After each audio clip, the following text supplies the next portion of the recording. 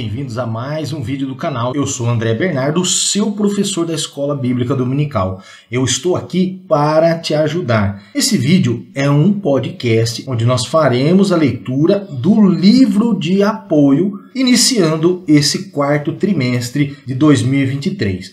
Nós iríamos fazer a leitura da revista, mas orando a Deus, nós entendemos que para te ajudar ainda mais nos seus estudos, na preparação da sua aula, quando você for lecionar no domingo pela manhã na Escola Bíblica Dominical, achamos melhor fazer a leitura na íntegra do livro de apoio da revista da Escola Dominical, que eu acredito que vai te auxiliar ainda muito mais. Oramos a Deus e o Senhor nos deu essa direção. Então, a partir de agora, em vez de nós fazermos a leitura apenas da revista, nós vamos fazer a leitura capítulo a capítulo, de acordo com a sequência das lições, mas do livro de apoio. Então, para mantermos essa sequência de forma cronológica, nós vamos então fazer a leitura do capítulo 1 da lição número 1 desse quarto trimestre de 2023. E se você está chegando agora no nosso canal, ainda não nos conhece,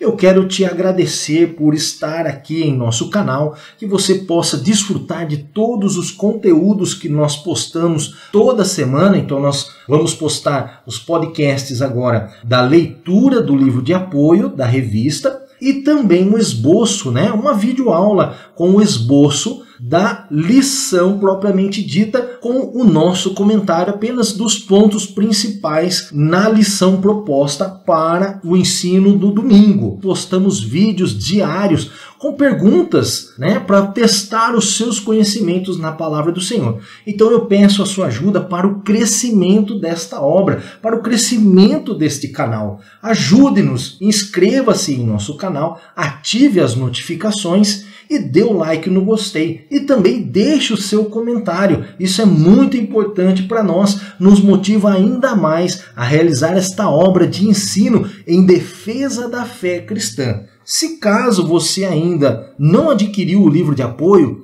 eu oriento você que adquire esse livro nas livrarias evangélicas e no site da editora da CPAD, mas se caso você não tenha, ou no lugar onde você está, você não tem acesso a esse material, não tem problema. Acompanhe juntamente conosco, pois estaremos toda semana postando a leitura do livro de apoio, onde você pode fazer as suas anotações e aí depois, com base no nosso esboço, então, montar a sua aula para a glória do Senhor. Então vamos lá, capítulo 1, com o título A Grande Comissão, o enfoque etnocêntrico. O primeiro ponto diz assim: a grande comissão. Trata-se do mandamento do Senhor no sentido de levar e proclamar o seu evangelho a todas as nações. A ordem imperativa deixada por Jesus aos seus discípulos aponta para a universalidade da pregação do evangelho a toda criatura. Isso está de acordo com os ensinamentos constantes no Antigo Testamento e no Novo Testamento também. James Woodson, de 1832 a 1905, missionário inglês na China, por 51 anos disse: a grande comissão não é uma opção a ser considerada, é um mandamento a ser obedecido. Primeiro tópico, o que é a grande comissão? A grande comissão pode ser mais bem compreendida como uma ordem pós-ressurreição de Jesus aos seus discípulos, como está registrado em Mateus, capítulo 28, do verso 18 a 20, e Marcos, capítulo 16, do verso 15 a 20. Também Lucas, capítulo 24, do verso 46 a 49, e João, capítulo 20, do verso 21 a 23, e Atos dos Apóstolos, capítulo 1, o verso 4, 5 e 8. Nas palavras do Dr. George, de 1907 a 1988, professor de missões mundiais nos Estados Unidos e na obra teológica Bíblia de Missões da CPAD, ele nos diz: a grande comissão, como relatada pelos outros autores dos evangelhos, apresenta um padrão abrangente e detalhado de nosso compromisso missionário ela não declara todas as tarefas da igreja neste mundo ou a sua missão completa. A grande comissão preocupa-se principalmente com a expansão da igreja no universo dos que ainda não pertencem à igreja. Quem quer que seja e onde quer que esteja, ela é um grande guia para a evangelização do mundo e não um programa para tornar o mundo cristão, nem mesmo uma prescrição para a edificação da igreja. A ênfase, portanto, é fazer discípulos e evangelizar as nações. Esses dois imperativos devem ser realizados com tensão constante, equilíbrio e perspectiva histórica adequadas até que todo mundo tenha tido oportunidade de ouvir a boa nova da salvação de Deus em Cristo Jesus. A grande comissão tem como objetivos proclamar o evangelho em todas as palavras e ações a toda criatura, discipular os novos convertidos, tornando-os fiéis seguidores de Cristo, e integrá-los espiritualmente e socialmente na igreja local a fim de que cresçam na graça e no conhecimento de nosso Senhor e Salvador Jesus Cristo, por intermédio da ação do Espírito Santo na sua vida, desfrutando sempre da comunhão dos santos. A grande comissão não torna o cristianismo uma religião missionária, ou é devido à sua fonte, natureza e desígnio absoluto. Os apóstolos tornaram-se missionários não por causa de uma comissão, mas pelo fato de o cristianismo ser o que é devido à presença do Espírito Santo, que é um espírito que se comunica e testemunha. Peters lembra que o próprio Cristo fala da missão do Espírito Santo como uma missão de testemunho, conforme João capítulo 15, verso 26, e o capítulo no mesmo livro, João capítulo 16, verso 8 a 15. Dessa forma, o autor conclui com a seguinte observação: se as palavras particulares da grande comissão nunca tivessem sido registradas ou preservadas, a responsabilidade e o ímpeto missionários da igreja não seriam nem um pouco afetados.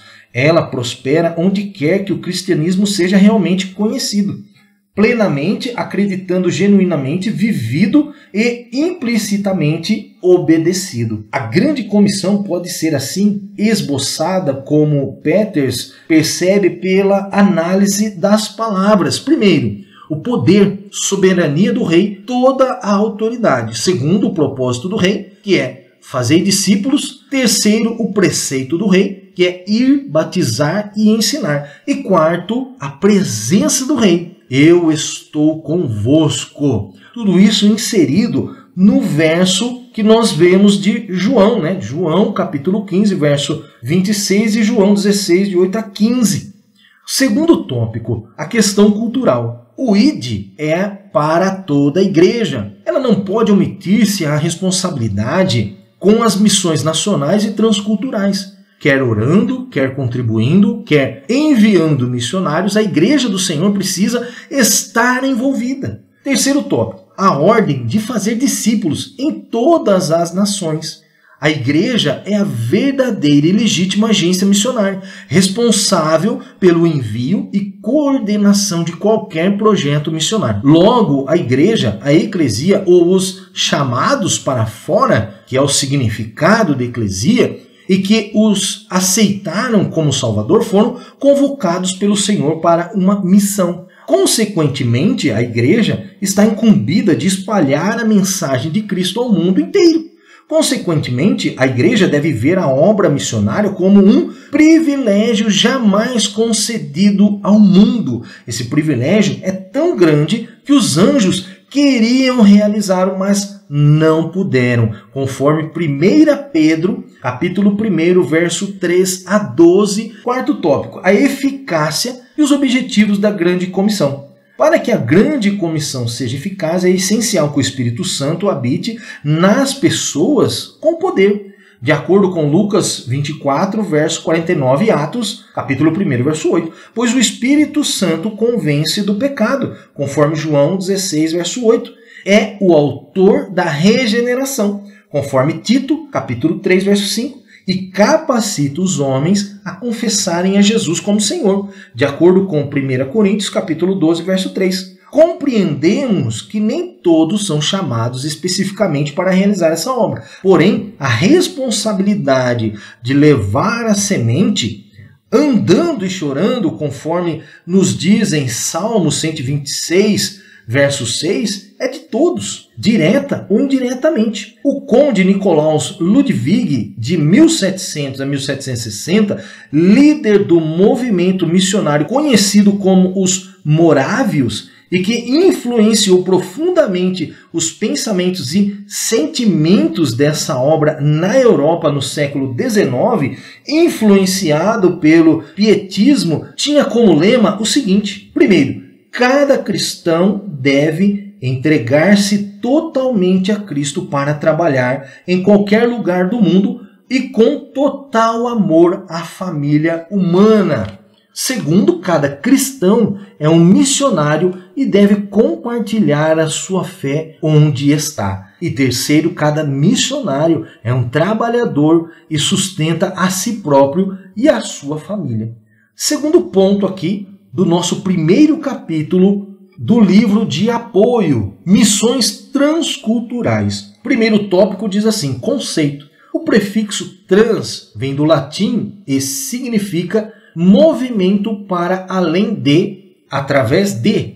Em linhas gerais, portanto, missões transculturais é transpor uma cultura para levar a mensagem do Evangelho. Isso dentro do nosso conceito. Essa mensagem não pode restringir-se a uma só cultura, mas tem alcance abrangente em todos os quadrantes da Terra, onde quer que haja uma etnia que ainda não a tenha ouvido. Ou seja, não é colonizar aquela etnia, que fique bem claro isso para você.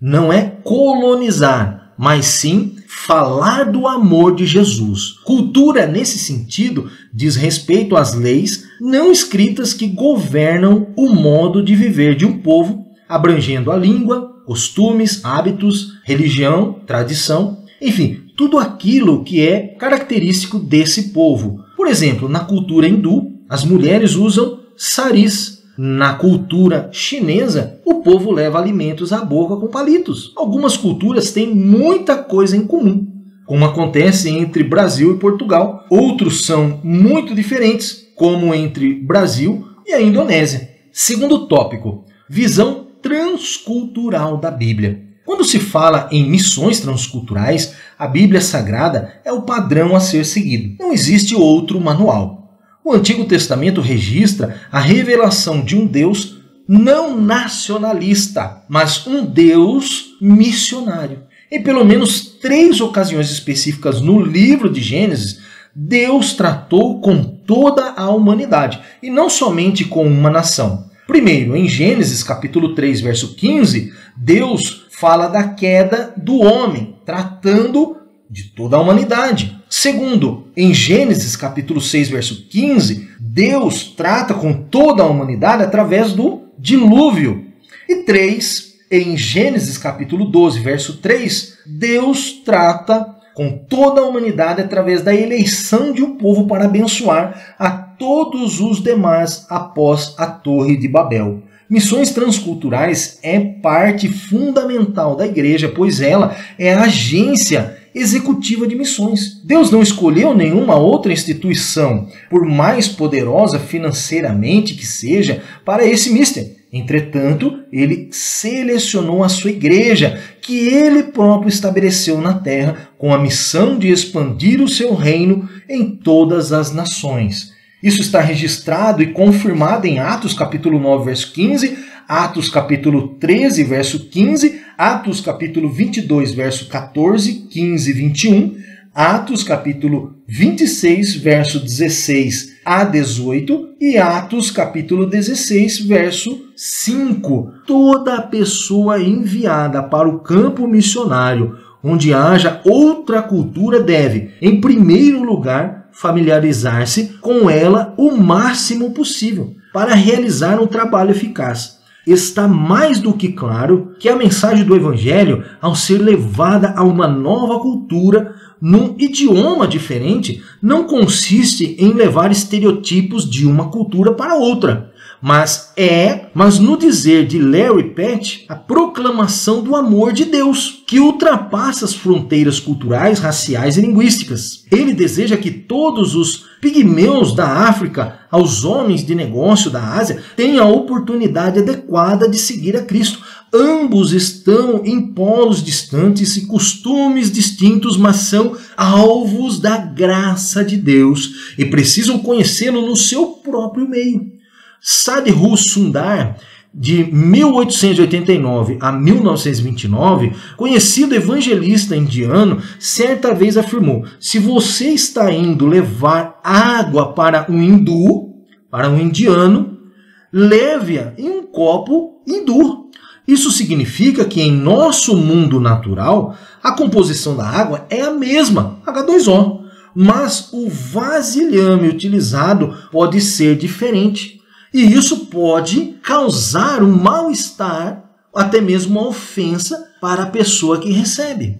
O missionário não deve ir para o campo sem ter conhecimento prévio da cultura do país onde vai trabalhar. Você conhece a cultura do seu próprio país? Pense nisso. O método da comunicação da mensagem do Evangelho poderá ser diferente. O mais importante não é o método em si, mas a mensagem a ser comunicada. Todos os povos, independentemente da sua cultura, necessitam da mesma mensagem. Ou seja, não existe uma fórmula mágica. A Bíblia já traz tudo. Está tudo revelado na palavra do Senhor.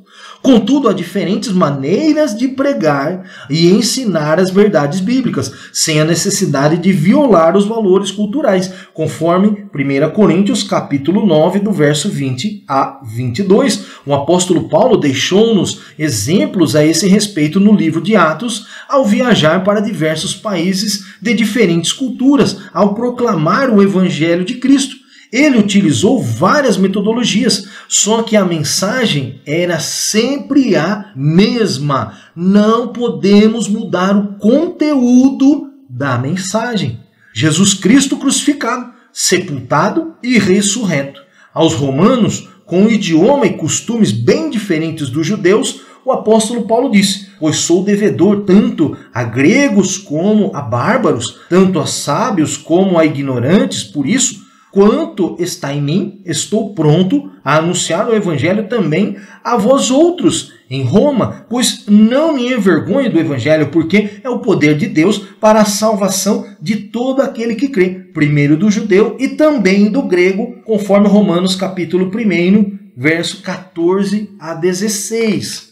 Agora nós vemos já em Coríntios, um povo de outra cultura bem diferente dos romanos. Paulo declarou: porque decidi nada saber entre vocês, a não ser Jesus Cristo, este crucificado. Está em 1 Coríntios capítulo 2, verso 2. Terceiro tópico, barreiras nas missões transculturais. Isso é importantíssimo. Existem barreiras complexas para a evangelização do mundo que a igreja precisa conhecer e estar preparada para realizar a sua tarefa missional. Letra A, barreiras geográficas. Novas nações e novas culturas. Letra B, barreiras culturais, valores de vida, costumes e hábitos. Letra C, barreiras econômicas, diferenças de moeda e comércio. Letra D, barreiras linguísticas, as línguas do coração. E letra E, barreiras religiosas, islamismo, ateísmo, materialismo, secularismo e etc. Então, o missionário que vai para o campo missionário, ele tem que estar ciente de todas essas barreiras que, com certeza, ele irá enfrentar. E a igreja que estiver dando apoio a esse missionário também precisa estar ciente para dar todo o suporte para este missionário. Terceiro ponto, visão global do evangelho no mundo. Uma visão global da grande comissão aplicada às missões transculturais pode ser resumida da seguinte forma. Letra A. Em Mateus, capítulo 28, do verso 18 a 20, a ênfase é o propósito de missões, tendo como propósito o fazer discípulos em todas as nações, a guardar o que Jesus ordenou. Letra B. Em Marcos, capítulo 16, verso 15 a 20, a ênfase recai na maneira de fazer missões. E o seu objetivo é pregar, anunciar o evangelho a todo mundo e a toda criatura. Em Lucas, capítulo 24, do verso 46 e 49, a ênfase é na mensagem missionária, tendo como objetivo a pregação e o testemunho, visando ao arrependimento para a remissão dos pecados. Letra D, em João, capítulo 20, verso 21 e 22, estão enfatizados a motivação e o exemplo de missões mediante a capacitação do Espírito Santo. E letra E, em Atos, capítulo 1, verso 8, a autoridade de Jesus tem por objetivo o sermos testemunhas no poder do Espírito Santo, tanto em Jerusalém como em toda a Judéia e Samaria e até aos confins da terra, anunciando o testemunho de Jesus. Conclusão. O pastor Oséias Macedo de Paula, na sua obra Manual de Missões pela CPAD, pela editora CPAD, diz: a grande comissão é uma prioridade na vida de cada discípulo de Jesus. O alvo é alcançar o mundo inteiro com a mensagem do Evangelho, dando as informações necessárias para que cada pecador tenha, de forma clara, condições de optar positiva ou negativamente pela sua própria salvação. Sejamos discípulos de Jesus e não apenas adeptos ou simpatizantes do cristianismo. Estamos conscientes de que esta será sempre uma obra inacabada, pois sempre haverá o que fazer. E Ronaldo Lidório, na obra Restaurando o Ardor Missionário, também pela editora CPAD, complementa esta questão. A grande comissão não foi dada a uns poucos escolhidos, mas a todo cristão comprometido com o reino de Deus. E essa ordem de Jesus não é antiga ou ultrapassada. Apesar de grandes avanços de todas as áreas da existência humana, o coração de milhões de pessoas continua buscando sentido para a vida. O que você tem feito para que a água da vida chegue aos que morrem de sede, espalhados por todo o mundo? Amém. Eu quero te agradecer por ter nos acompanhado em toda esta leitura. Reflita, reveja novamente este vídeo para que você venha ter mais informações na preparação da sua aula. Esperamos você no próximo capítulo, que estaremos lendo na íntegra o livro de apoio. E mais uma vez eu quero te pedir, inscreva-se em nosso canal e dê o like no gostei, para que a plataforma do YouTube recomende os nossos vídeos a mais pessoas que amam estudar a palavra de Deus como você. Eu espero você em nosso próximo encontro. Que Deus te abençoe.